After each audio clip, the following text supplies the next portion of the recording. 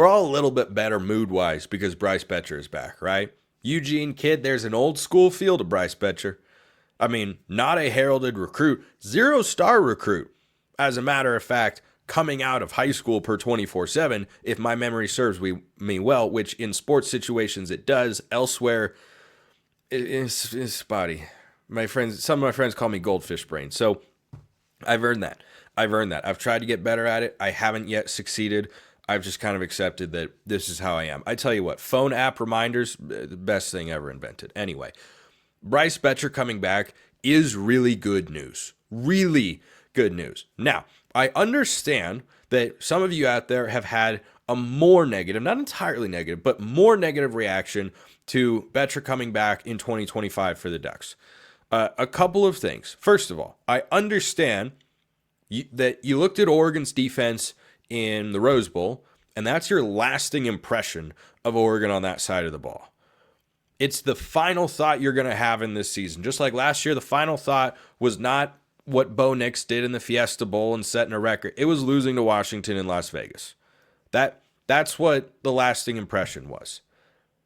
But that's not representative of how the season actually went or how the season made you feel at various points in time. So for Bryce Boettcher to come back, I think is really great news. Now, was Oregon's linebacker play always phenomenally stellar this year? No, not always. Was it miserably bad to the point where Oregon needs a complete and total reset at the position? Also, no. And when you give a guy another offseason to watch that much more film, be in the defensive system for another year, and be around his teammates for that much longer, you're going to get a better version of that player. You need look no further than his linebacker mate, Devin Jackson, who last season was a solid player. This year, suddenly made a lot more impact plays. Now, some young guys are going to have to step up. There's no doubt about that, unless Oregon adds a transfer at some point at linebacker, but they've recruited plenty of blue chip guys over the last couple of cycles. I'd expect at least one of them is ready to go, is ready to have a role on next year's defense. Maybe they're not. Maybe they all need another year and they go get a guy out of the portal. Because remember, the portal is closed to enter, but, you can come out of the portal at any time. So guys that are still in the portal, if Oregon feels that's a position of need, I'm sure you could go find someone somewhere.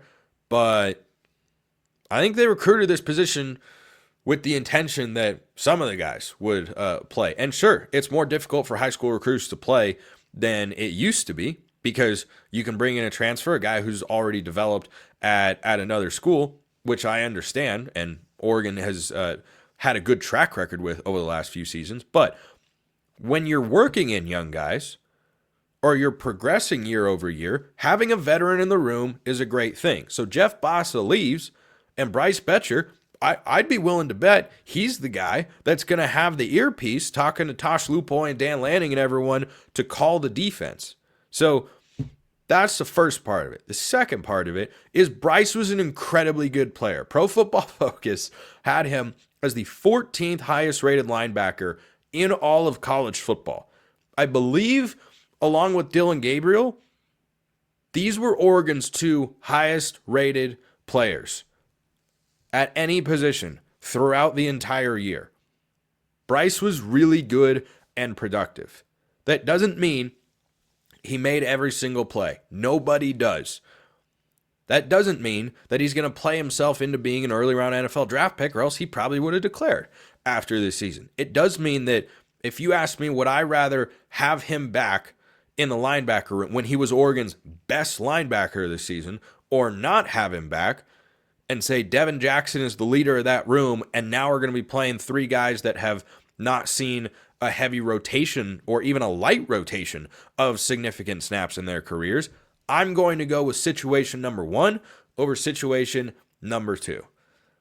So if there was one linebacker that you'd want to bring back after the season, I would have gone with Boettcher. And I love Jeff Bossa.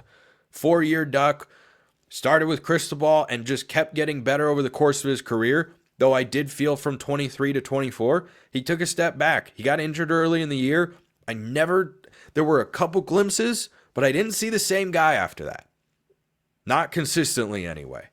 And I think that stinks because when you get dinged up, sometimes you just, he is the defensive version of Noah Whittington. Post-injury, we saw glimpses, but never a sustained stretch of the same player he was before it happened. So maybe that's what it was.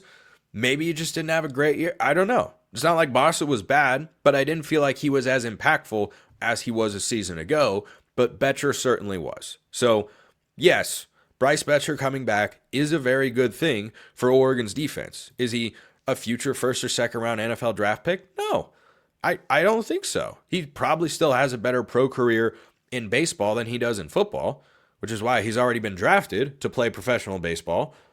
But he is coming back for another season to play college football at the place that was not far from where he grew up. So, plus I can't, that baseball bat thing, that was awesome. that was phenomenally good. One of my favorite Ducks versus them moments of the entire year, to be sure. So, there shall be no Bryce Boettcher slander on this program. There will be mailbag questions answered, and there are a couple here from Bud, who's a Locked On Ducks insider, which means he gets priority access. There are lots of other perks as well. Link in the description below. Free 14-day trial. Bud says, how much credit does Rob Mullins deserve for the success of Oregon sports, particularly football? Probably more than he gets. The biggest thing an athletic director does, more than anything, there are a lot of jobs behind the scenes that go into being a good athletic director, a lot of tasks, I should say. Making sure you have the right people in marketing and communications and focusing on fan experience and doing all those sorts of things. But most important thing you do as an athletic director, hire the right coach. You think you hired the right coach? I do. I do. I still believe in Dan Lanning. I believe he can win a national championship at Oregon. I believe he will win a national championship at Oregon. I am sad it did not happen this year, but yeah, Mullins has built a premier athletic department. I mean, you've got, women's basketball having a bounce back season. Men's basketball ranked inside the top 20. They take on Ohio State on the road. In basketball, it is not going to be easy. Ohio State's a pretty darn good team. That game is later tonight. And you just look across the board. There aren't any programs. Softball's good. Baseball's really good. Baseball's preseason top 20. I saw in a poll somewhere. Like, there have just been a lot of hires, getting the extensions done right. Yeah.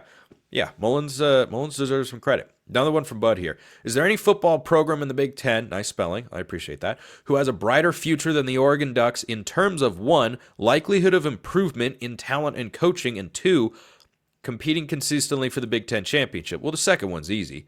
I mean, you've got Ohio State. Frankly, the first one, also Ohio State. Because, Oregon has been really good on the recruiting trail over the last couple of cycles, and they've been good on this one. So is Ohio State. And this Ohio State team is great. There aren't a lot of ways where that roster can get better, but can they stay at that level? Yeah. So maybe their margin of improvement or percentage of improvement isn't as high as what Oregon's might be, but can Ohio State still improve? Yeah, clearly. Watch the Michigan game. There are ways, coaching and talent, they can still improve.